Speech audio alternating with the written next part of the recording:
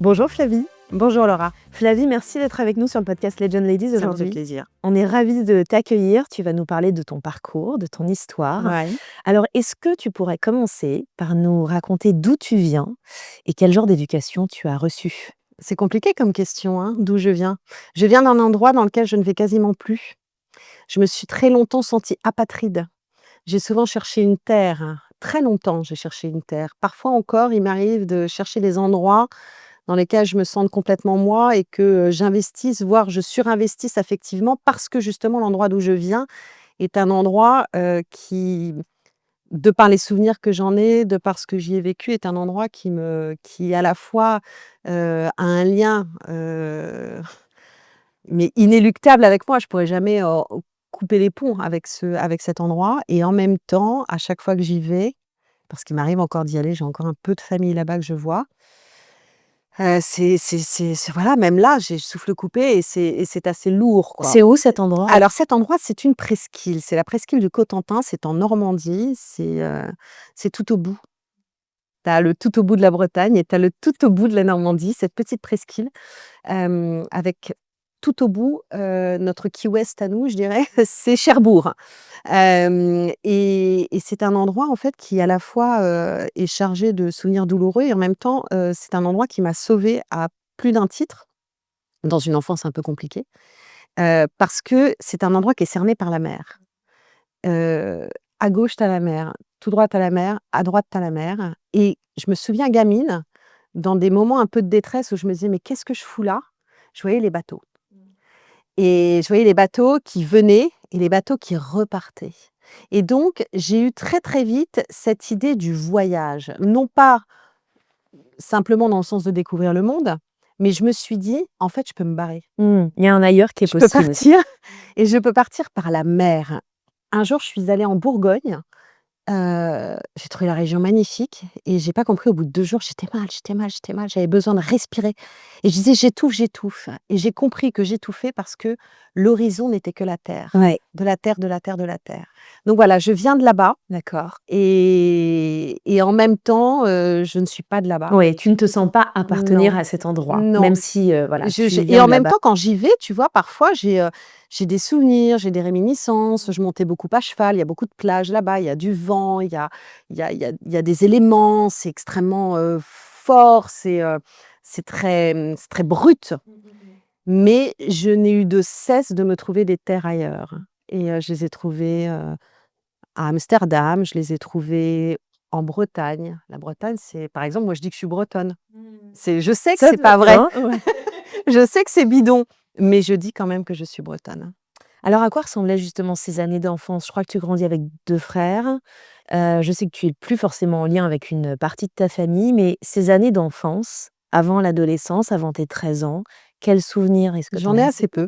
Ouais. J'ai assez peu de souvenirs. En tout cas, ceux que je veux bien partager, ce sont des souvenirs de joie et des souvenirs de liberté avec mon grand-père. Ça, je veux bien le partager.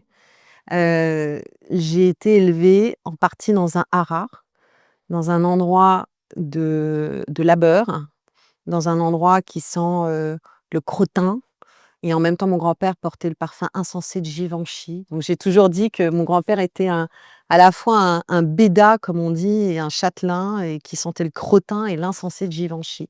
Et donc j'ai été un peu, dans ses bras, j'étais dans ce mélange, si tu veux, à la fois de quelque chose de très terrien, très laborieux, vraiment avec le sens du mérite et puis en même temps, très parisien, très chic, avec toujours un petit foulard, une casquette et tout.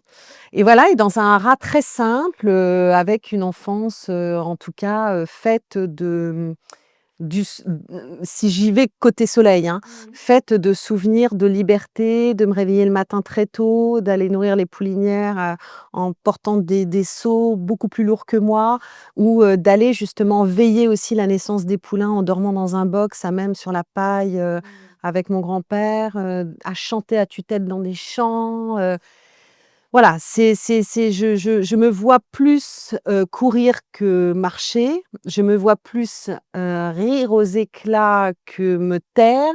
Je me vois ouvrir ma gueule en permanence à piailler, Ouais, tu étais une petite fille qui je pense que j'étais vraiment une petite fille, pleine de vie? petite J'étais une petite fille pleine de joie, pleine de vie, pleine de promesses, avec cette idée, vraiment je c'est marrant parce que je pense que j'avais déjà au fond de moi quand même ce truc qui me disait que la vie était une grande cour de récréation et qu'il fallait la kiffer.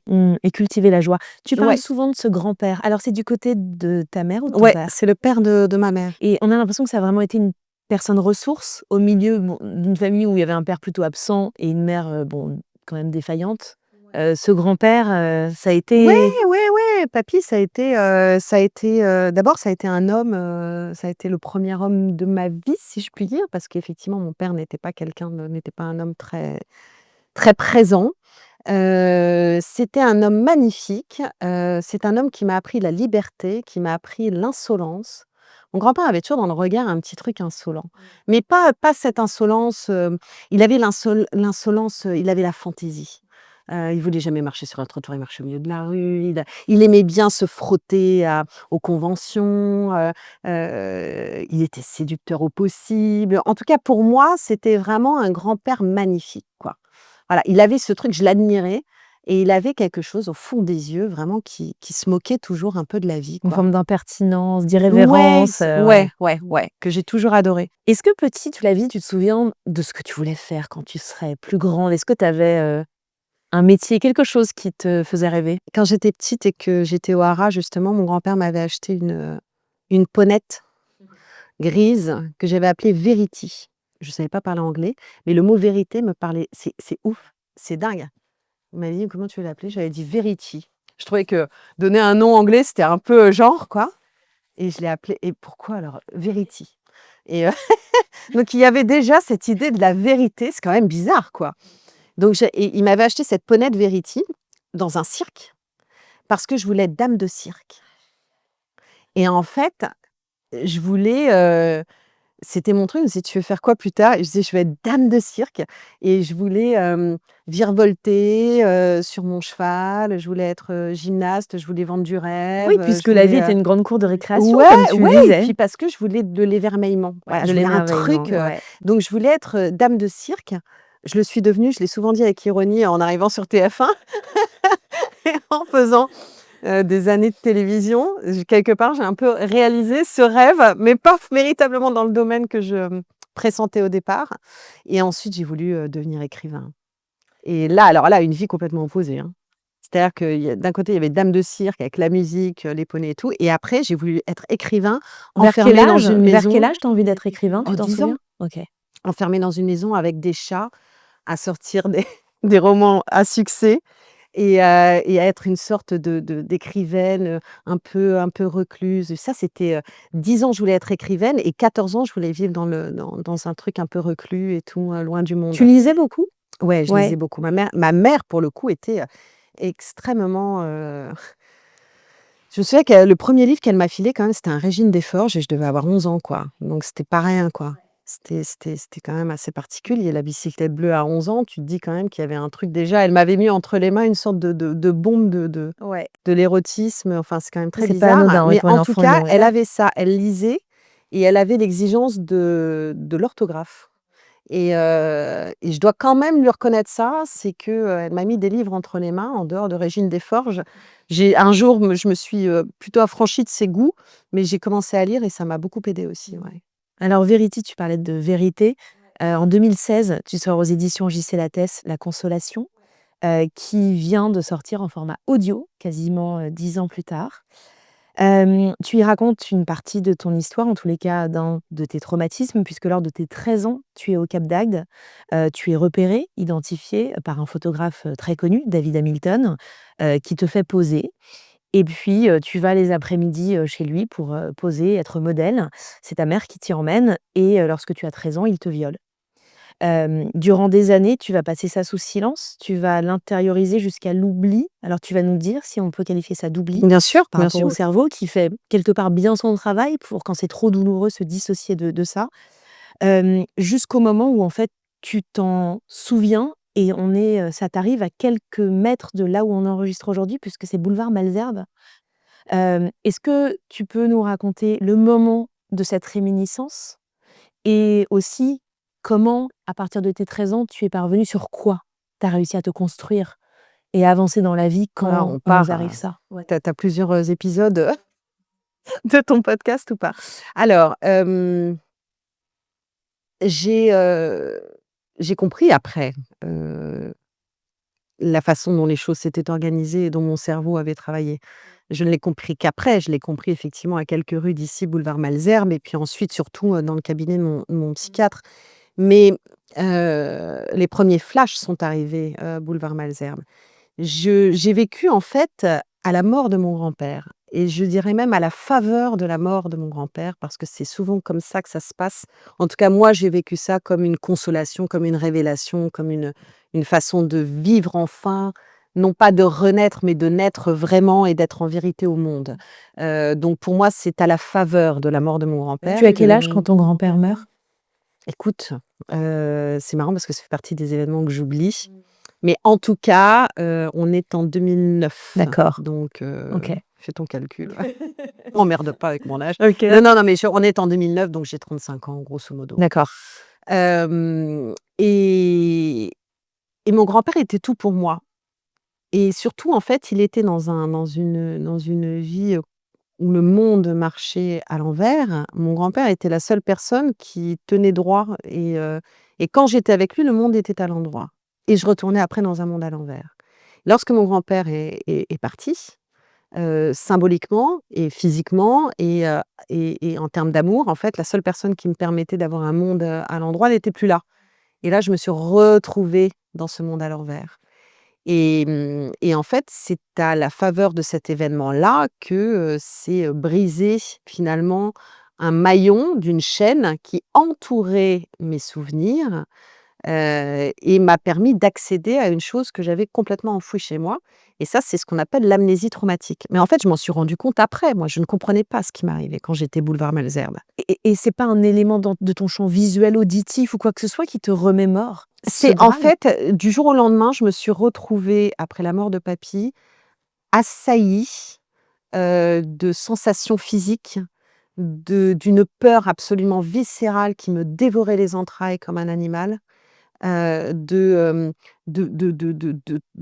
suée, d'odeurs qui m'arrivaient aux narines, de goût que j'avais dans la bouche, de flashs que je n'arrivais pas à comprendre, une serviette vert humide, un morceau de ciel bleu, en même temps un mur blanc. Enfin, je comprenais absolument rien de ce qui m'arrivait.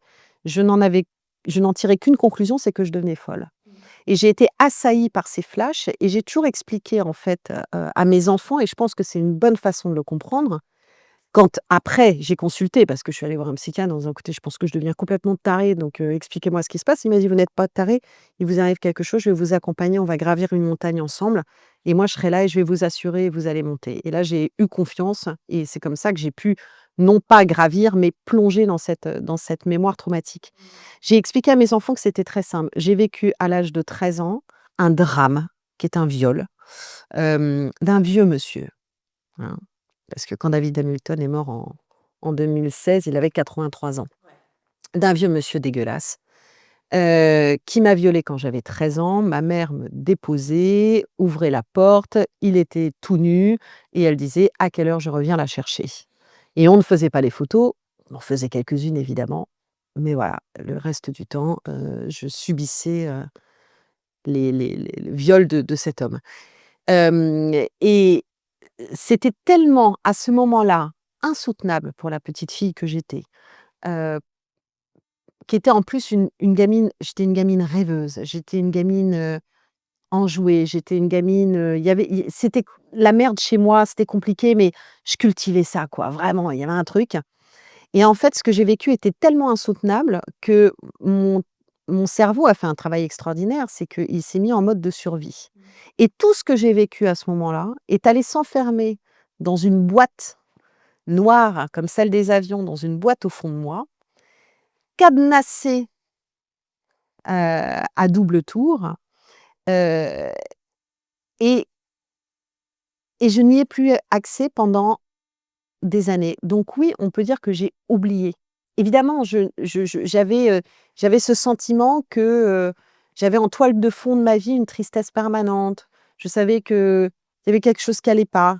Je faisais bonne figure, Du coup, je me pliais à énormément de choses pour correspondre à ce qu'on attendait de moi. Enfin, il y avait vraiment, je sentais que quelque chose n'allait pas, mais j'étais incapable de mettre un mot dessus. Oui et puis en plus dans une période d'adolescence, on peut penser que Ouais, c'est, oui, mais même après une période adulte, ouais, enfin, tu vois ce que je veux dire? Je ouais, l'ai oublié de mes 13 ans à mes 35 ans, 36 ans, donc c'est quand quand même, même, quelque chose, bien quoi. sûr. C'est et du coup, quand mon grand-père est mort, finalement, un maillon de cette chaîne qui entourait comme ça cette boîte s'est ouvert.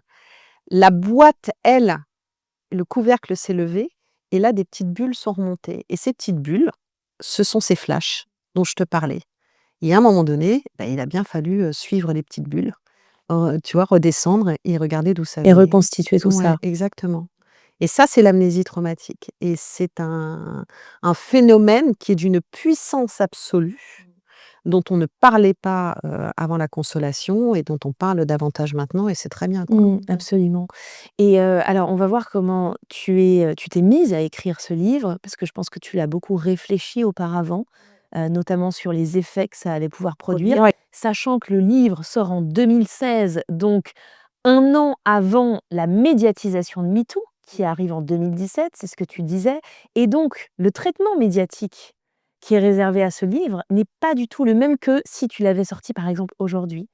Et je veux bien que tu nous en parles parce que c'est très important.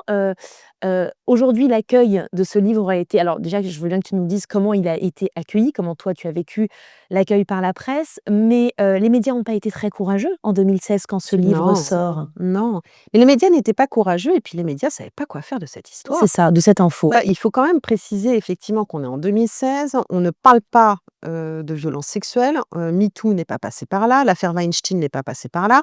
Nous sommes en France, parce que tout ce dont on parle quand même, hein, ça vient des États-Unis.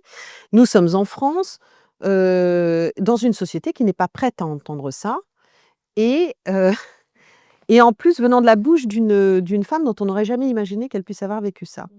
Et la consolation est sortie, ça a été un pavé dans la mare. Mais même la sortie a été extrêmement préparée, c'est-à-dire que même les libraires ne savaient pas qu'ils allaient avoir ce livre entre les mains. C'est un livre qui est très réfléchi, La Consolation. D'abord, je l'ai écrit, évidemment dans la douleur, mais il est sorti à un moment où je me sentais prête. C'est-à-dire que je me suis dit: «Mais, pendant des années, j'ai essayé de m'en sortir, j'ai fait une grave dépression, les choses ont été quand même extrêmement compliquées à vivre pour moi et donc à ce moment-là, j'écrivais et je me suis dit, «Il faut que je comprenne ce qui s'est passé, pourquoi je me suis retrouvée dans cette situation avec David Hamilton» et donc j'ai, décortiqué son mode opératoire et je me suis dit parce qu'il faut préciser qu'entre-temps, j'ai voulu porter plainte et qu'on m'a expliqué que je ne pourrais pas le faire pour des raisons de prescription. Je me suis dit: «OK, donc en fait, je ne serai jamais en vérité avec le monde et ce que me dit, la loi française, c'est, bah, finalement, de fermer ma gueule, quoi et ça, c'est pas possible. Pas avec ce que j'ai entre les mains maintenant, pas avec, ce que je suis parce que ma survie va passer par là, par cette vérité et pas avec l'homme dont on parle, parce que j'étais persuadée que je n'étais pas seule et en plus, à cette époque-là, on encensait encore David Hamilton. Et donc je me suis dit: «OK». Donc en fait, il a opéré sur moi, différents états pour finalement parvenir à ses fins. C'est la méthode du prédateur. Eh ben, on va inverser les rôles et c'est moi maintenant qui vais le saisir et c'est moi qui vais le sidérer et c'est moi qui vais le coincer et je vais devenir sa prédatrice. De sa proie, quand j'avais 13 ans, je vais devenir finalement son cauchemar et sa prédatrice. Donc fallait pas prévenir. Fallait que je fasse ce qu'il a fait ce jour-là. Comment tu t'es entourée pour préparer tout ça? Ne Mais j'ai serait-ce fait que ça seule. J'ai fait ça seule avec mes réflexions, avec mes démons, mais tu avec, t'es pas entourée ne serait-ce que alors évidemment, il y avait ton thérapeute ou ta thérapeute, mais ouais, mais qui n'était d'avocats, pas ta maison si, si, alors, non, d'édition mais enfin ça non, non, mais d'abord, moi, je suis arrivée avec mon plan. Je suis allée voir tous ces gens-là, après, avec mon plan ouais. que j'ai préparé, écrit, imaginé sous tous ses aspects, fomenté d'une certaine façon et après, je suis passée à l'action. Mais quand j'étais chez moi, que je sortais pas de chez moi et que j'écrivais mon livre et que j'écrivais la nuit et que j'écrivais le jour et qu'en même temps je m'occupais de mes enfants et qu'en même temps Tu avais fallait ta bosser carrière aussi. et qu'en même temps fallait donner le change et qu'en même temps il y avait les paparazzis en bas de chez moi et qu'en même temps tout le bordel, je préparais tout et donc je me suis dit: «OK, donc en fait ce livre, je vais le sortir comme lui a réussi un jour, à violer la petite fille que j'étais et à tenter de bousiller ma vie, jusqu'à la fin de mes jours». Et donc du coup, je l'ai sidéré. Donc le livre est sorti à un moment où personne ne s'y attendait, même pas les libraires. Donc il n'a pas été soutenu par les libraires, pour la bonne et simple raison qu'ils n'étaient pas au courant. Mais qu'en plus de ça, non seulement je prenais David Hamilton de court, mais je prenais tout le monde de Ouais, bien court. sûr. Donc les médias, si tu veux, pour répondre à ta question, ils se sont retrouvés, à devoir gérer un merdier, balancé par quelqu'un d'hyper populaire qui dit: «Bon alors attendez les gars, je vais juste vous expliquer. Vous m'avez toujours vue comme ça, mais je ne suis pas celle-là et en plus de ça, voici ce qui m'est arrivé quand j'avais 13 ans». Ouais, ils ont une bombe dans les mains, ils savent pas quoi en faire. Mais en fait, ils ont une bombe dans les mains, ils savent pas quoi en faire et puis ils savent pas comment gérer parce qu'en plus de ça, je m'adresse forcément, je prends à témoin le public et les médias en pointant du doigt, une personne mondialement connue. Enfin, ça fait quand même beaucoup de choses si tu veux. Et Flavie, dans la première version du livre, tu ne peux pas écrire son nom. Je refuse de l'écrire. Voilà, tu refuses de l'écrire et c'est sur le plateau de Thierry Ardisson où Exactement. Thierry Ardisson dit: «Est-ce qu'on peut dire son nom?» et tu le dis: «C'est à vous de voir Thierry» Et c'est et c'est Thierry. le premier à le dire, Ouais, face Thierry a caméra. été la première personne à prononcer le nom de David Hamilton. J'ai refusé, ça faisait partie de mon plan aussi, de ma stratégie en fait pour prendre tout le monde à témoin. Je savais que les journalistes allaient me dire: «Mais qu'est-ce que vous avez vécu? Qui vous a fait ça?»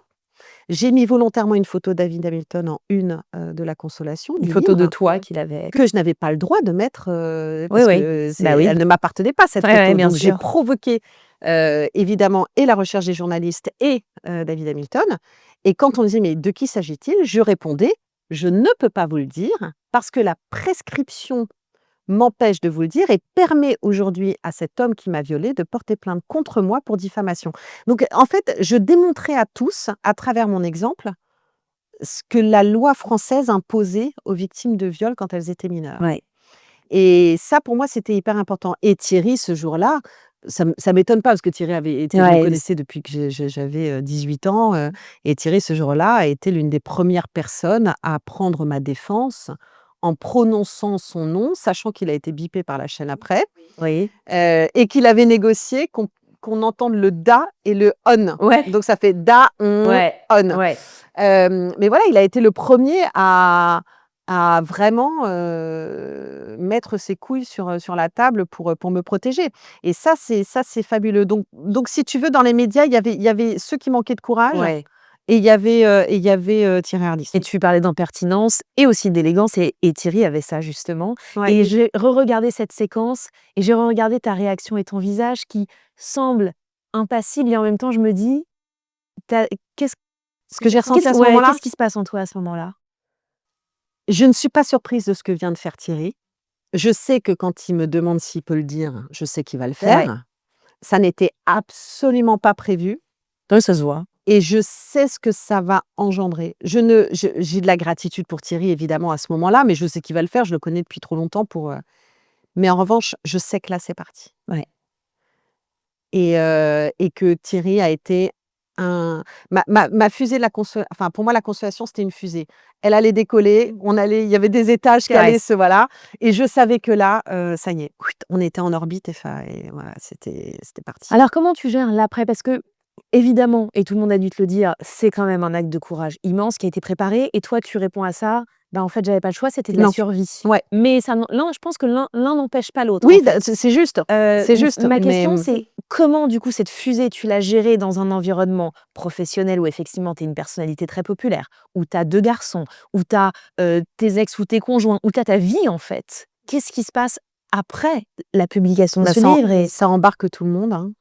Ça embarque tout le monde. Je n'ai eu de cesse d'essayer de protéger mon entourage. Je pense que j'ai fait du mieux que je pouvais, ça n'était pas si simple. Je me souviens que pendant toute cette période, je m'employais à rentrer tous les soirs après avoir fait les courses et à faire la cuisine pour tout le monde. pour garder un ancrage, ouais. Ouais, je pense que ça n'a pas suffi parce que du coup, quand on me parlait, qu'on me demandait ce que j'avais fait de la journée, je ne parlais que de ça, mais Je sais pas, j'avais besoin de rester, concentrée sur des en fait, je vivais un film. Un jour, il faudra faire un film sur cet à côté de la consolation. Parce qu'il y a eu, Ouais. ce que les gens ne savent pas. Ça a été 5 semaines et je dis 5 semaines parce que David Hamilton, a été retrouvé mort dans son appartement 5 semaines après. Il s'est suicidé. Ça a été, en tout cas, c'est la thèse officielle, hein, voilà. Mais ça a été 5 semaines de j'étais dans un film, j'étais dans un film.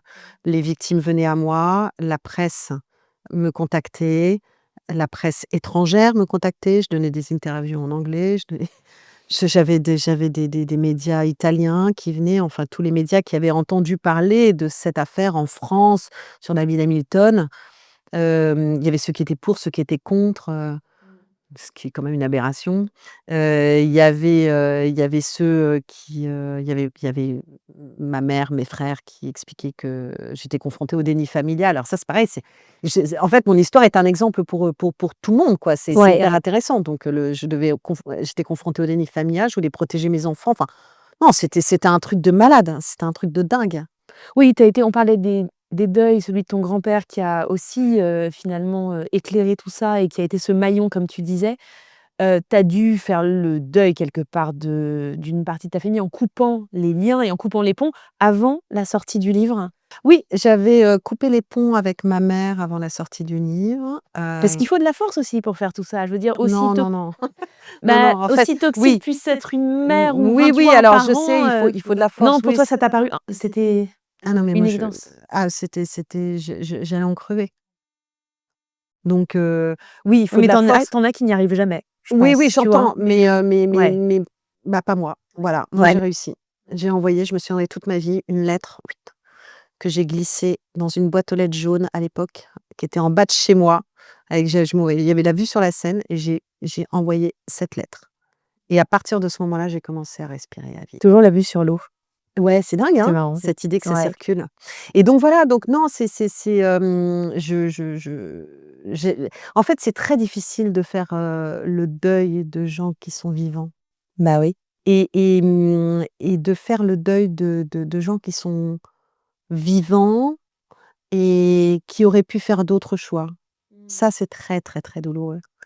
Hem, une partie, de ma famille, mes frères, des gens qui ont disparu du jour au lendemain, qui avaient le choix, qui auraient pu, être là, qui auraient pu soutenir, mais qui n'ont pas eu, de courage, qui n'ont pas eu, tout ça, c'est difficile et puis après c'est marrant parce que pardon, mais après en fait, tu tu souffres et après tu souffres plus et ça, c'est très étonnant. Les gens disparaissent parfois et tu te rends compte que tu avais fait ton deuil avant. C'est Oui, bizarre, oui, quoi. oui, oui, oui, oui. Ça, c'est très étrange. Et tu crois que ça passe forcément par une sorte de pardon, l'apaisement Oh que là tu là! ressens après ou alors, Alors ça, le c'est pardon, pas ouais? alors ça non, Non, mais mais c'est c'est pas pas ça, un passage obligé, quoi. On n'est pas obligé d'être en alors, enfin, en fait, c'est c'est propre à pareil. chacun, mais Exactement. C'est qu'il y a un truc que je trouve extrêmement important parce que depuis ce qu'on appelle le mouvement de la libération de la parole, heu, que la consolation a quelque part aussi engendré. Parce que, voilà, pendant ces 5 semaines dont je te parlais, il y a aussi les gens, les victimes qui venaient me voir dans la rue, qui me parlaient, encore aujourd'hui, il ne se passe pas une journée sans qu'une femme vienne me prendre dans ses bras pour me dire merci. Enfin, c'est fou ouais, et ouais. parfois dans un merci, je me rends compte qu'on a vécu les mêmes choses et c'est pas la peine d'aller plus loin. On se serre dans les bras et une étreinte suffit à passer une journée meilleure. La loi est passée, enfin bon, il y a eu plein, plein de choses, tellement plein de choses qui sont liées à ce livre.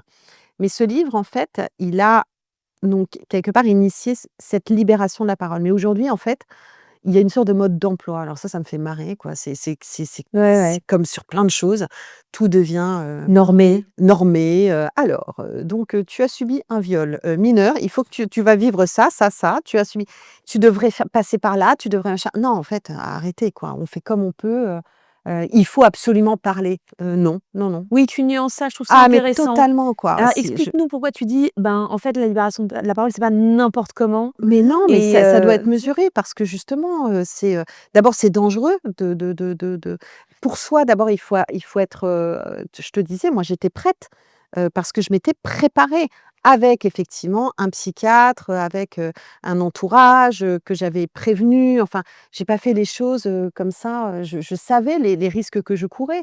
Donc c'est dangereux de parler, c'est d aujourd'hui dans une époque tellement médiatique aujourd'hui, parce que c'est pareil, moi j'ai pris à témoin, un public, qui me connaissait, des médias, mais parce que d'abord j'étais la première, mais j'étais aussi, en mesure de le faire. Je l'ai pas fait, je comprends, j'avais cette possibilité de le faire. Après c'est devenu un mouvement sur les réseaux sociaux que je ne condamnerai absolument jamais parce qu'il était nécessaire.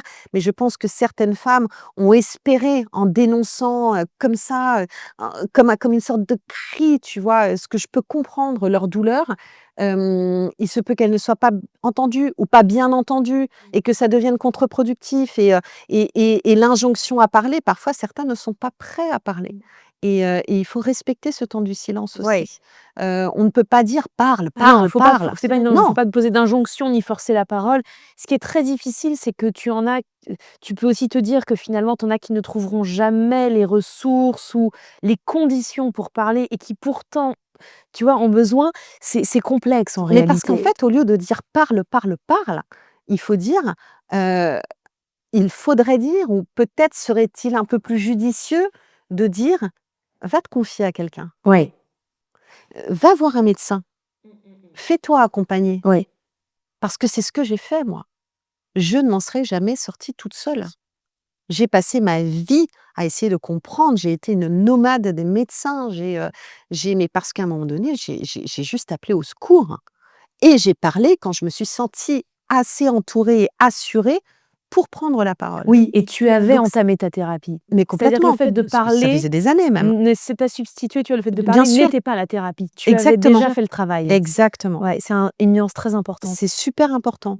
Donc du coup, je pense que c'est absolument, essentiel de nuancer et de mesurer les choses, Ouais. heu, parce que sinon les dégâts peuvent être terribles, véritablement. Tu mentionnais, on va faire un petit retour en arrière parce que tu mentionnais avant, la publication du livre, tu as connu aussi un épisode de dépression très important, et puis en fait, à partir du moment où tu as lancé ta carrière, d'animatrice dans les médias, la radio, à la télé, Que je suis devenue dame de cirque. voilà, c'est ce que j'allais dire, tu disais: «Je suis devenue dame de cirque». Qu'est-ce qui s'est passé pendant toutes ces années? C'est-à-dire que quel regard aujourd'hui tu portes sur ces années où tu as construit une super belle, carrière? Est-ce que tu te dis que vraiment tu jouais, la comédie, sur tous les plans? Ou Non! est-ce que voilà, Ah mais j'ai eu comment des tu as moments vécu cette, super! carrière? Ah mais j'ai eu des moments, en fait, tout a été assez, enchanté pendant toute une période, en fait, je non, il y a j'ai ma carrière s'est écrite avec, le regard d'hommes. Alors ça, c'est formidable.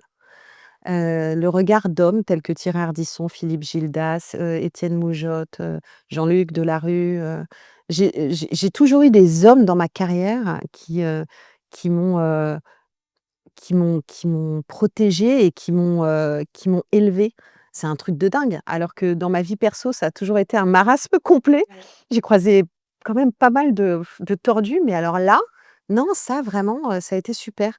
Et donc du coup, en fait, j'ai été prise dans une sorte de tourbillon, extraordinaire dans les années 2000, là où la télévision est, vraiment, le média star, les animateurs de télé sont, à une époque, tu avais des mannequins, après tu avais les animateurs de télé, c'était mes années et en fait, ça a été un tourbillon. Je me suis éclatée. J'ai fait des émissions qui étaient très nobles, j'ai fait des grandes émissions de variété, j'ai fait, des émissions à Las Vegas, j'étais toujours entre 2 avions, c'était génial, c'était génial. Sauf qu'à un moment donné, ma vie m'a échappé et ma vie professionnelle m'a échappé et surtout, en fait, c'est comme une machine qui va plus vite que toi, tu vois? Ça tourne, ça tourne, ça tourne et toi tu dis: «Attendez les gars, je voudrais sortir là du tambour». «Ah non, non, non, tu es bien là où tu es». «Non, non, moi je veux sortir du tambour». Je voulais être dame de cirque, mais je voulais aussi être écrivain. Ouais.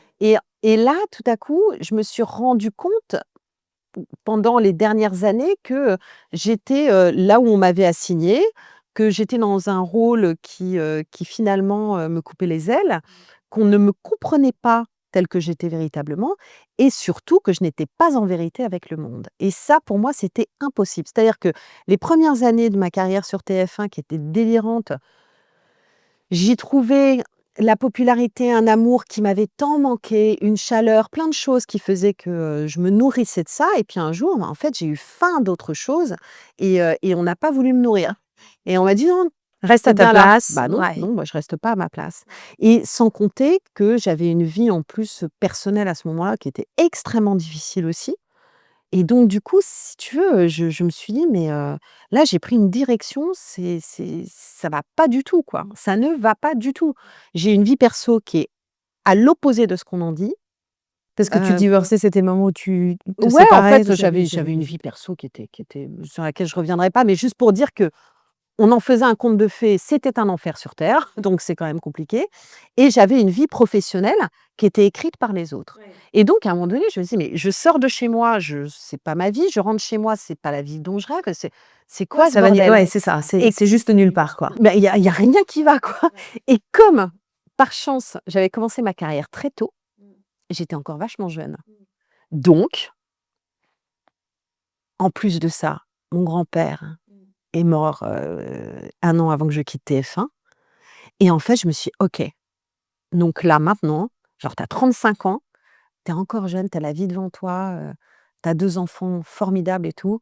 OK, on rebat toutes les cartes de l'existence» et en l'espace de, je sais pas, en vrai, en l'espace peut-être de 6 mois, je me suis enfuie de ma vie perso, j'ai quitté TF1, et je suis rentrée dans la phase de la consolation. Donc ça, c'était après ta dépression? Ouais, ça c'était ma dépression est arrivée non, quand je dis: «Je suis rentrée dans la phase de la consolation», pardon, c'est ma dépression est arrivée à ce moment-là et en fait, je me suis dit: «OK», en fait, je suis à ce moment-là rentrée dans un tunnel. J'ai quitté la lumière de tout. Ouais, ouais. Je suis rentrée dans un tunnel. Je savais qu'il y avait Qu'il la y avait lumière au bout. voilà, c'est ça. Je suis «Putain, serre les dents, quoi, Ouais. serre les dents» et là, j'ai remis toute ma vie à plat, mais toute ma vie. Mes entourages, ma famille, mon boulot, tout, tout. Je suis repartie de zéro. Et tu as fait ça de manière un peu méthodique? C'est-à-dire que tu Ah vraiment non, alors là, pour t'organisais le coup, ça? j'ai fait ça comme quelqu'un qui a un gros besoin de vivre là, Ouais. donc qui a une conviction chevillée au corps, mais je me suis, véritablement enfuie de ma vie. Ah ouais. J'ai alors TF1, on s'est dit au revoir de façon, oui, effectivement assez posée et méthodique, enfin bon, voilà, mais j'ai pas bossé pendant 6 mois. Je suis allée, faire toutes les sorties scolaires de mon fils, j'ai essayé de me reconstruire, je faisais du yoga, c'était l'époque où je commençais à rentrer dans une période compliquée où je voyais plein de médecins différents parce que je me disais: «Mais je suis en train de devenir folle». Mais en fait, je pense qu'avec le recul, si tu veux, il y avait quand même dans ce chaos quelque chose qui s'était organisé. C'est-à-dire que j'avais changé de vie aussi Ouais, la pour dynamique avait aussi pouvoir changé. vivre pour pouvoir vivre la consolation. Oui, Parce que j'aurais je jamais pu ouais, le vivre avec la vie perso que j'avais et l'exposition qui était la mienne. bien sûr. J'ai envoyé tout bazarder avant de rentrer dans cette phase-là et je suis partie avec mes 2 petits éloupiaux de chaque côté que j'essayais de protéger comme ça et on a traversé le tunnel et putain, qu'est-ce qu'on est bien maintenant, quoi. Il y a quand même un truc dans tout ce que tu racontes de ta vie, moi qui me saute aux yeux, c'est que tu reprends quand même les rênes. Enfin, je veux dire, Ouais, tu non, mais tu vois, tu te positionnes quand même comme ouais. actrice de ta vie malgré les chaos, malgré les Ah je ouais, veux dire, ça tu vois, tu prends les rênes, en ouais. fait. Ah De mais la parce que lettre que tu vas envoyer à ta mère en regardant la scène, au livre que tu vas écrire en le préparant, à la l'errance médicale avec des thérapeutes que tu recherches, tu finis par trouver. Enfin, en fait, tu vois, ouais, tu mais parce que je les ai les rênes, ouais. en fait. Bah, oui, mais ça fait du bien comme message. En vrai, Tu sais, c'est cette fameuse phrase: «On choisit pas évidemment tout ce qui nous arrive, mais on a, pardon, un peu la marge de mais manœuvre sur la complètement, réponse qu'on mais peut ouais, donner à un moment donné». Mais mais c'est mais parce que c'est une, en fait, je suis née en ayant les rênes et on me les a prises. Je l'ai compris assez vite ça. J'ai compris que, tu sais que je suis quand même issue d'un milieu, d'éleveurs de chevaux, hein. je faisais dans Donc ma tête non, le mais je suis en parallèle train de sur réaliser l'équitation. Ouais. non, mais je suis en Oui, train de oui. réaliser qu'en fait et ce qu'il y a de dingue, c'est que d'un point de vue symbolique, c'est Ouais. toujours intéressant, Non, mais c'est vrai. en fait, mon grand-père m'a appris à tenir des rênes, Ouais. en réalité. Ah ouais. Non seulement à me démontrer que j'étais une petite fille pleine de ressources et qu'on pouvait aller loin et tout, mais Ah en ouais. plus de ça, très clairement, Mais c'est c'est vrai. lui qui m'a Oui, mis les oui. premières rênes dans les mains, quoi et en plus de ça, j'ai monté, des chevaux. J'avais une jument qui était une pur sang et à laquelle il fallait laisser il fallait laisser glisser les rênes, parfois il fallait la reprendre pour la recadrer et parfois je lâchais les rênes pour lui permettre de galoper et c'est ça la vie, quoi, donc c'est assez intéressant. Mais voilà, donc les rênes, on les a, c'est ce que je dis à mes fils. Je dis: «Putain, t'en as qu'une vie, donc s'il te plaît, tu prends les rênes, tu t'empares, tu fais ce que tu veux, ce que tu ressens, tu te fais confiance, et tu sautes les obstacles». Parce que, oui, oui, oui, je il est, on a trop souvent essayé de me les piquer. Parfois on me les a piqués, hein, les rênes, hein. J'ai croisé une palanquée de gens et d'ailleurs tous les gens dans ma vie, c'est marrant, sont un peu sur le tous ceux qui ont été vraiment très toxiques dans ma vie ont été sur le modèle, m'ont fait vivre dans le privé ce que j'ai vécu dans mon enfance, quoi. C'est-à-dire on te chipe les rênes et pour te les prendre, on va t'isoler, enfin c'est ouf, quoi. C'est le même procédé. C'est le même procédé et justement, parce qu'on me les a beaucoup piqués, d'abord maintenant je les garde farouchement et et avant qu'une main se pose sur la mienne, il faut Faut se lever de bonne s'accrocher heure, ouais. et mais on les a pas gardés longtemps, en fait et ceux qui les ont tenus m'ont perdu vraiment, enfin se contenter de les tenir m'ont perdu à tout jamais, Bien donc sûr. ça c'est sûr. Tu mentionnais tes enfants. Ouais. Au milieu de tout ça, qu'est-ce que tes 2 maternités ont changé pour toi? Tu as 2 fils. En fait, c'est pas ça n'a pas changé, de choses, ça mes fils ont révolutionné les choses et en même temps, je sais pas comment expliquer cette évidence, quoi.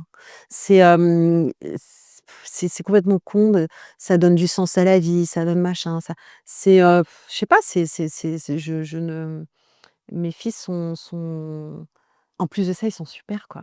Non, Non, mais mais c'est vrai! ouais, qu'est-ce que tu essaies Non, mais encore? Ils ont attends, ils ont quel âge tes garçons? Antoine va avoir 30 ans et Enzo a 21 ans.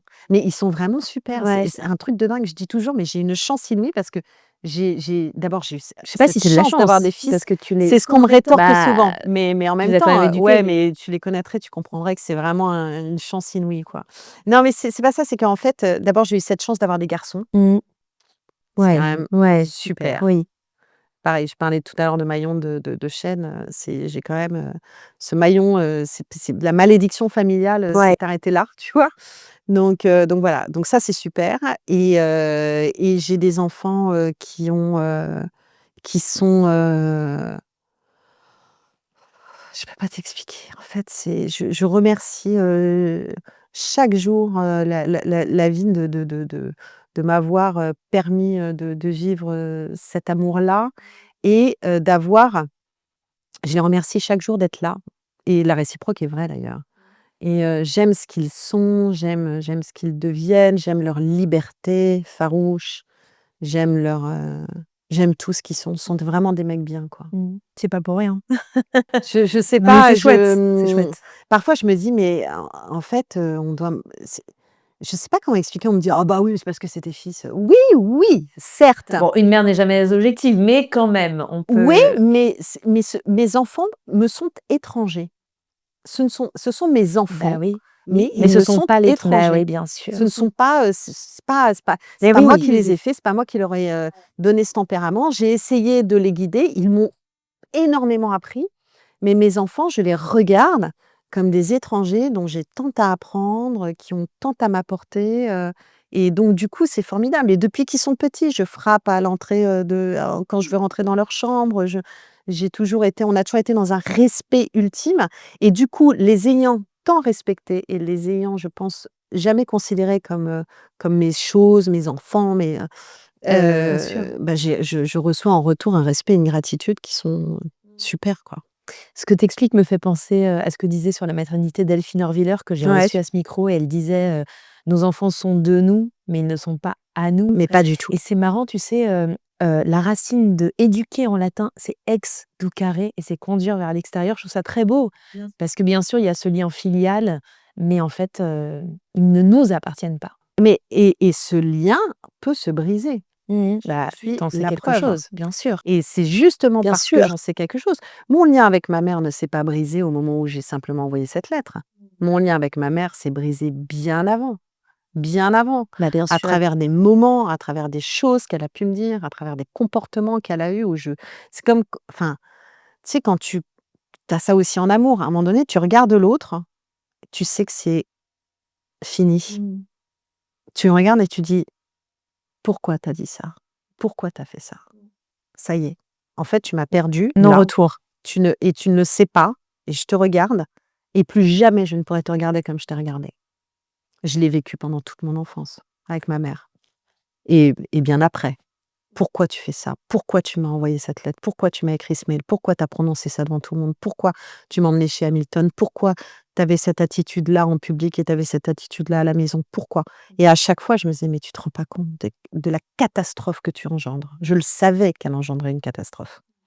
Ça, je l'ai toujours eu à l'esprit et je me suis dit: «Mais comme je sais que ce lien est fragile, je vais toujours essayer d'être digne et à la hauteur de mes enfants». Ça ne veut pas dire que j'en ai fait, des enfants rois, loin de là, mais je vraiment, faut que je sois à la hauteur de l'amour qu'ils me portent parce que je sais que ça peut se briser et je voudrais tellement pas les décevoir, quoi.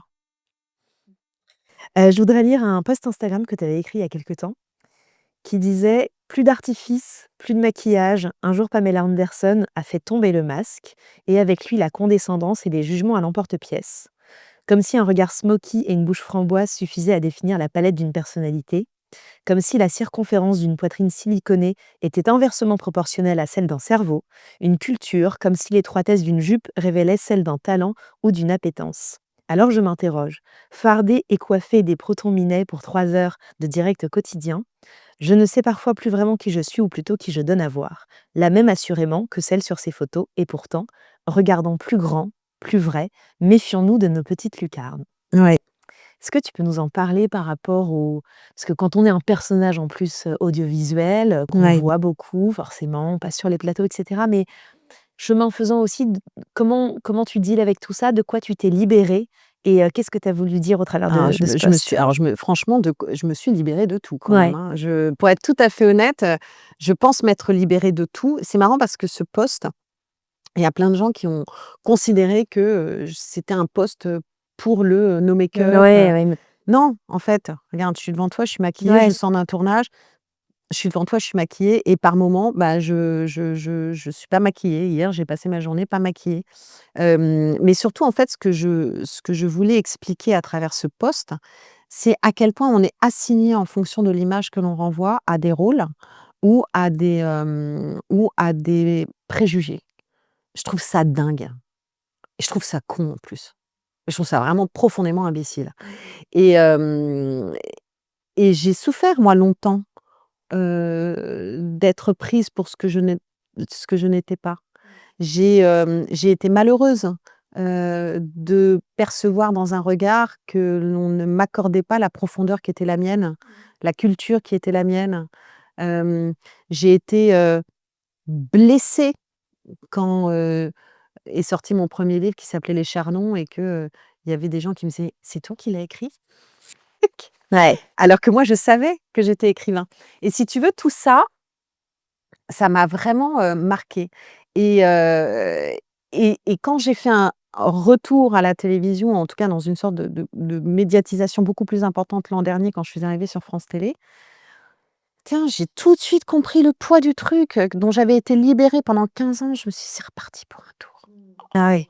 Ça y est et on me farde et on me prépare et tout à coup et on y va, Flavie Flament est ceci, Flavie Flament est cela et tout». Je me suis dit: «Mais c'est pas possible d'être aussi con, quoi». Et du coup, je trouve que, on doit avoir la liberté d'être ce que l'on est. Si demain j'ai envie d'être sophistiquée avec un rouge à lèvres coquelicot et des yeux smoky, je le serai. Si j'ai envie d'être en femme fatale, je le serai. Si j'ai envie d'être hyper nature, je le suis. Si j'ai envie de m'habiller, comme une pute, je le fais. Si j'ai envie de m'habiller comme une ado, je le fais. Je veux juste être libre. Qui peut se permettre, heu, mais ça vaut pour tout le monde, hein, de m'expliquer ce que je dois être et de me réduire à ce que je laisse paraître.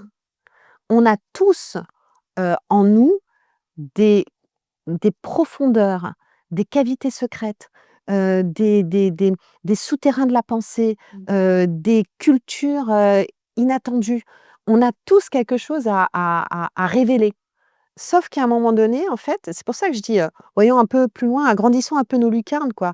Tu as parfois l'impression que les gens regardent derrière des meurtrières, tout C'est petits ça, comme ça, on va pas prendre de risques, mais allons-y, prenons le risque de la rencontre. Regardez dans quel monde on vit, Bien quoi. sûr. Est-ce que c'est pas là qu'elle va s'organiser la résistance? Justement, à travers, je sais pas, cette quête de l'autre, en plus, c'est à notre portée à tous, donc moi, je refuse qu'on me réduise. C'est comme si ça rassurait les gens d'assigner, en fait, de mettre des étiquettes, Ouais, peut-être plus aux femmes par rapport à l'apparence en tous les cas. ouais, bien Mais sûr. souvent quand on juge, parce qu'en réalité, c'est permanent, le jugement dit plus sur nous que sur la personne qu'on est en train de juger en Mais bien général. sûr, mais C'est évidemment, terrible quoi et évidemment. effectivement, c'est des assignations à résidence, des étiquettes qui doivent rassurer, qui rassurent ceux qui jugent, mais c'est une manière étriquée de penser et de voir le monde, en fait. Ouais et puis, enfin, pardon, mais quelle prétention, Oui, surtout. C'est ouais. tu sais, il y a un truc en ce moment qui circule sur les réseaux, ça me fait toujours marrer, mais ce sont des, je sais plus quel est ce, enfin, c'est légion sur les réseaux, mais je sais plus quel est ce compte où à un moment donné, tu vois les critiques qui sont faites sur certaines femmes et tu vois la gueule des mecs qui la font Je vois. et en Ah fait, oui, je tu sais te plus dis: dans «Mais Gecko. c'est qui Ouais, me ouais, en parle?» en plus. fait et Oui, en souvent plus. souvent je me dis et je l'ai dit aux garçons, quand je dis les garçons, sont mes fils, mais depuis qu'ils sont petits, j'ai quand on t'explique quelque chose sur le sens de ta vie, sur la façon dont tu dois gérer les choses et tout, pose-toi la question, sans haine, sans rien, tu regardes la personne et intérieurement tu te dis: «Qui me parle?» Ouais. Si tu as du respect pour cette personne, si elle a fait des choses qui méritent, selon toi, ton admiration, ton écoute, vas-y, fais la part des choses.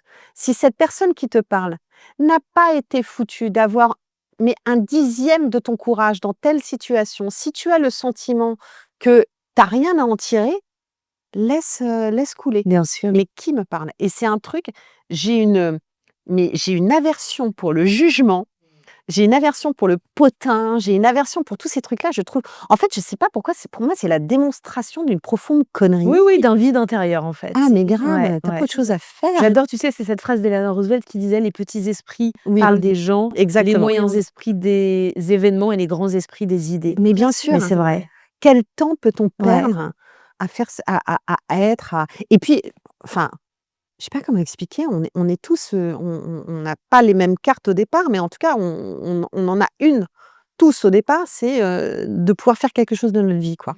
Est-ce que Flavie, dans le milieu, qui plus est de l'audiovisuel, tu as subi pas mal de comme ça, des potins, des jalousies de la part de femmes? Mais ma question, c'est aussi, est-ce que, si c'est le cas, parce que je me doute un peu de la réponse, est-ce que tu trouves que ça bouge à ce niveau-là? Ou pas? Alors, tu parles des femmes là, hein, Ouais, je on est parle bien des femmes d'accord, hein? entre elles. Parce que Ouais, c'est intéressant. ouais. Je te disais que moi j'ai toujours été, soutenue dans ce métier-là par des hommes. J'aurais pu, justement, et je n'ai jamais été agressée sexuellement dans ce milieu-là. Il y a un ex Tu vois, chacun a son, alors peut-être parce qu'on a repéré chez moi qu'il y avait quand même un truc, elle a peut-être un peu d'expérience, celle-là, elle peut peut-être nous tomber dessus un jour, mais en tout cas, je n'ai jamais vécu ça. Les potins. Alors les potins, on a tout raconté sur moi, hein, tout, mais tout. Je suis morte, j'ai eu le sida. Alors ça, ce sont les gros potins et puis on m'a prêté des histoires, des liaisons, des machins, des stratégies, des dessins qui étaient tellement pas moi. Enfin bon, bref. Donc si tu veux, je suis là-dessus, j'ai le cuir tanné. Hem, En revanche, j'ai vécu et ça, c'est vrai, enfin, je veux dire, ça existe aussi. Hem, j'ai pas été très soutenue, en fait, par les femmes, hein. Je parle des années 2000 déjà.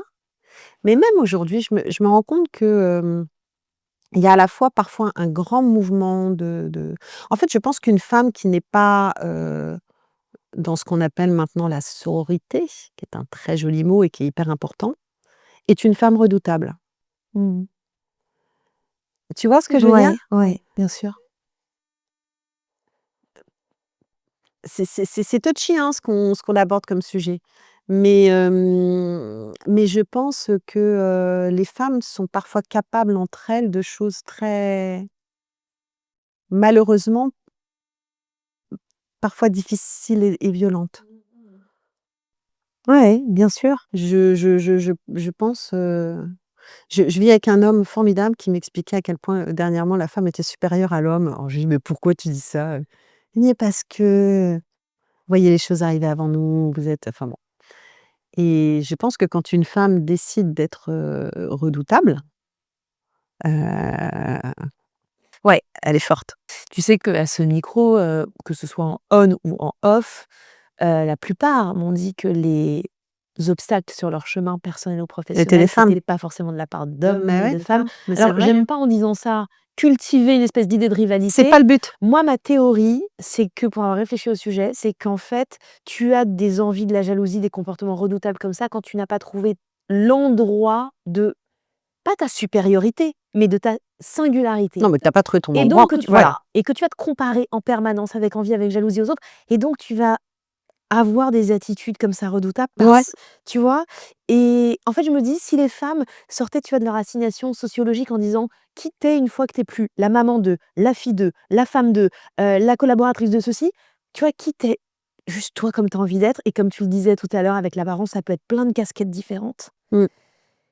Et comme on nous conditionne vachement à des rôles sociaux, je me dis, toucher à cet endroit, c'est quand même mieux se connaître et du coup, moins Mais être tellement. tu vois? Oui et puis, Et c'est et étouffant puis ce truc-là. ne pas céder à cette nouvelle enfin, à cette idée, depuis toujours que les femmes sont concurrentes. Ouais, ouais. Bah oui. Tu vois ce que Bah je veux oui, oui, dire? oui, bien sûr. C'est-à-dire que quelque part, ces femmes-là, parfois aussi,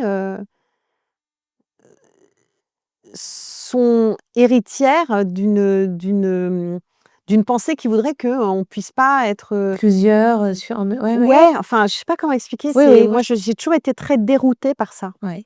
très déroutée. Mmh. Oui, parce que je pense que tu as jamais, souscrit à ce genre d'attitude, en fait, donc tu ne l'as jamais Non, compris. Ouais. non, Ouais, ouais. je comprends pas. Mmh. Mais en même temps, je pense que c'est difficile d'être une femme, hein, franchement, hein. Ouais. Non, je pense que parfois c'est chaud, quoi. Non, mais c'est vrai, je pense que parfois c'est vraiment c'est très exigeant d'être une femme aujourd'hui. C'est vrai. Heu, Quand on décide, quand on peut, quand on fait. Je dis on peut parce que parfois c'est difficile de reprendre les rênes justement. Mais quand on peut reprendre les rênes et que là, on fait tout par choix. Je ne fais rien pour être aimée Mmh. et depuis que je ne fais rien pour être aimée, mais que je fais tout pour m'aimer moi, je suis super aimée, Bah oui, bah oui. tu vois? Bah oui. Mais ça, c'est une force énorme, c'est avoir le courage de déplaire. Ouais. Ce que disait Leïla Slimani, à un micro et c'est incroyable, avoir le courage de déplaire pour une femme, c'est une grande force. Oui, Encore mais plus pour les c'est femmes. en fait, c'est est-ce que c'est un alors, effectivement, on parle du courage de déplaire, mais moi je dirais en fait, s'en foutre de déplaire, avoir la liberté de déplaire. Moi, j'ai la liberté de déplaire. Je ça ne en tout cas, aujourd'hui, ça n'est plus une question de courage. Tu vois? Vraiment, c'est, Ouais, tu es libre de ça. ouais, comme tu peux me déplaire, comme, enfin, tu vois? On a le droit de se Bah déplaire. On bien n'est pas sûr. non plus tous obligés de s'aimer. En revanche, moi, ce qui est important, c'est de passer ma vie et d'avancer en étant aimée sincèrement, tu vois? Ça change Par tout. les gens que tu as choisis. Ah ouais, et très trop longtemps, j'étais entourée de gens que Mmh. mais là, maintenant, c'est super. Avant de passer à la dernière question de ce podcast sur l'ambition, je voulais qu'on revienne un petit peu sur le livre parce que comme on le disait, la version audio est sortie très récemment et tu me disais, en arrivant ce matin que c'était important pour toi aussi que cette version audio sorte parce qu'au moment où le livre est sorti en 2016, ben, en fait, il y a des adolescentes ou des jeunes femmes aujourd'hui qui étaient trop jeunes pour l'avoir entre les Ouais. mains. Si tu veux bien que tu Oui, nous en en dises un fait mot?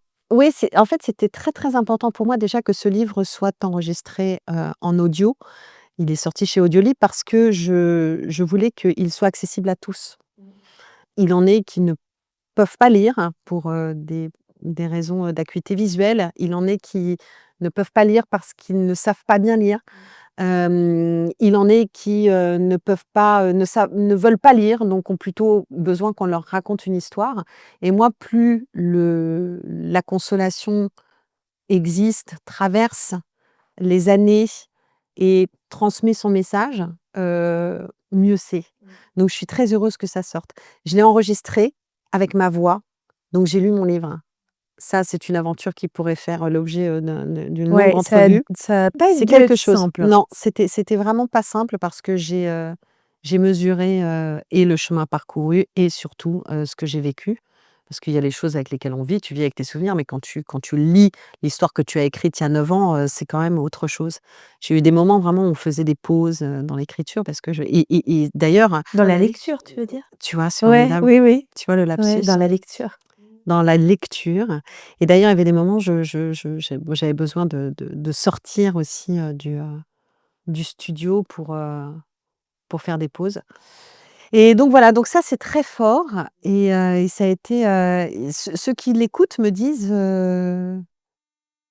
on a ton ressenti en plus de la lecture. On sent ta voix qui s'étrangle, on sent une petite fracture sur tel mot et tout. Donc c'est Ouais. vraiment un paraît-il, un voyage et en plus, ouais, c'est hyper important parce qu'en 2016, il y en a peut-être, plein, certains qui nous regardent là, qui nous écoutent et qui en 2016 étaient trop jeunes pour lire La Consolation et je pense que c'est important que ce livre continue à transmettre vraiment sa lutte, ses messages de prévention.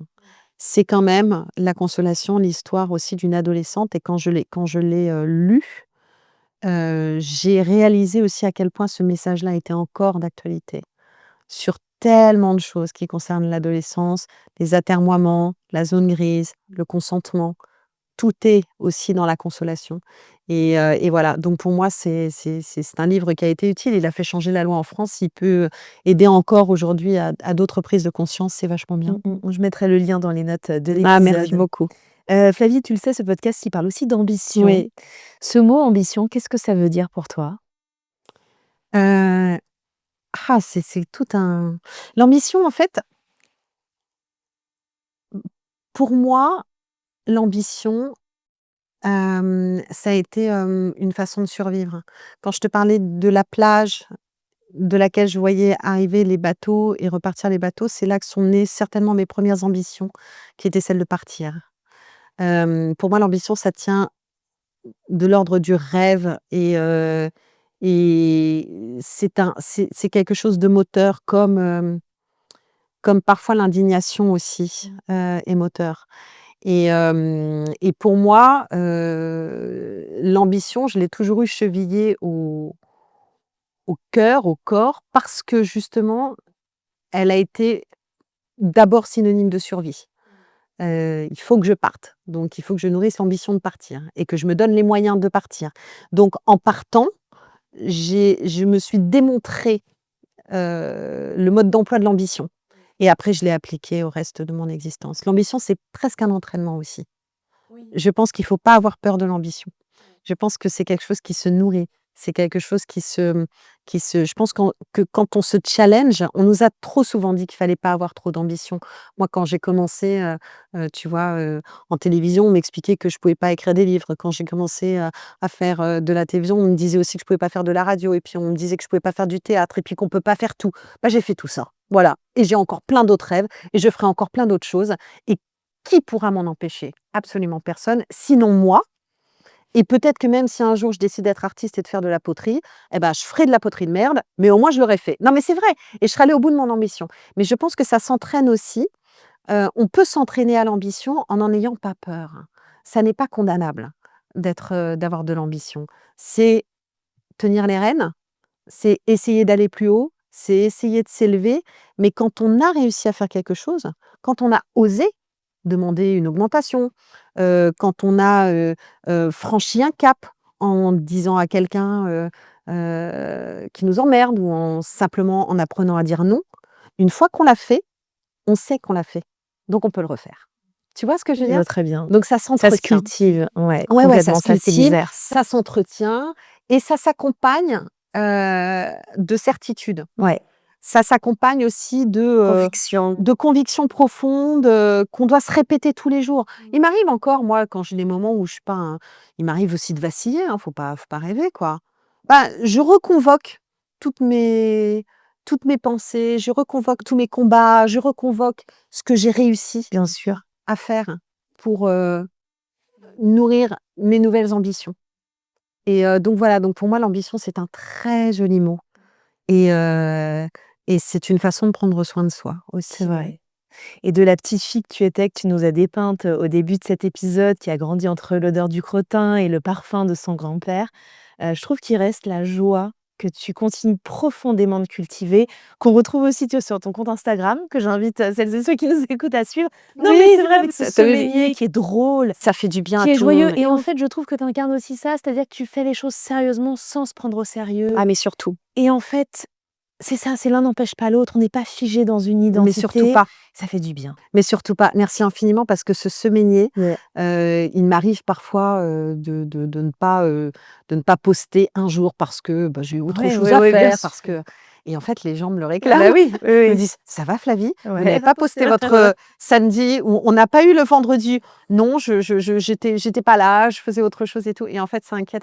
Mais c'est hyper important, c'est en fait, c'est une façon d'organiser la résistance, c'est que d'essayer de sourire pour des bonnes raisons, mais surtout, en fait, je pense que quand j'étais, c'est pour moi toujours l'histoire d'une petite flamme qu'il faut protéger en dépit de tous les grands vents et de toutes les grandes tempêtes. Quand j'étais au plus mal, je n'arrivais pas véritablement à sortir de chez moi. J'étais enfermée chez moi pendant quelque temps et je souffrais de phobie sociale, de plein de choses qui n'allaient pas et quand vraiment j'étais en plein désespoir, mais en plein désespoir, hein, je me forçais à descendre. Je vivais dans une rue passante. Je me forçais à descendre, je faisais un aller-retour dans ma rue et j'échangeais des regards et j'échangeais des sourires. C'était pour moi, alors un défi incommensurable par certains moments, mais je récoltais du sourire, j'échangeais des regards. Parfois, je sortais 5 minutes parce que je pouvais pas faire mieux et je m'étais nourrie de l'autre et je rentrais chez moi et j'avais rallumé ma petite flamme que je protégeais contre toutes les tempêtes. Tu vois ce que je veux Je vois dire? très bien. Et ça, il y a un moment où c'est regarder là où plus personne ne regarde, c'est, savoir rire quand c'est le chaos, c'est, parce que c'est de là que s'organisent nos petites résistances qui nous permettent d'aller mieux, quoi. C'est le fait de se parler, c'est le Recréer fait du de s lien, ouais. tu vois? Recréer du lien et c'est ça, c'est un moment comme ça, on aura eu un chouette moment dans notre journée. On va sortir après cet entretien, on va reprendre nos vies, on a nos galères, on a nos trucs et tout. On aura eu ça, on est riche de ça. Bah, ça, cet échange-là qu'on a eu pour ton entretien, pour ce podcast, on peut l'avoir en fait avec tout le monde, même avec Ouais, des inconnus dans une rue, avec, tu vois? c'est l'altérité dont tu parlais tout à Ouais, l'heure. Mmh. ouais, on peut pas s'en passer, quoi. Merci beaucoup Flavie. Merci, c'était chouette! Merci.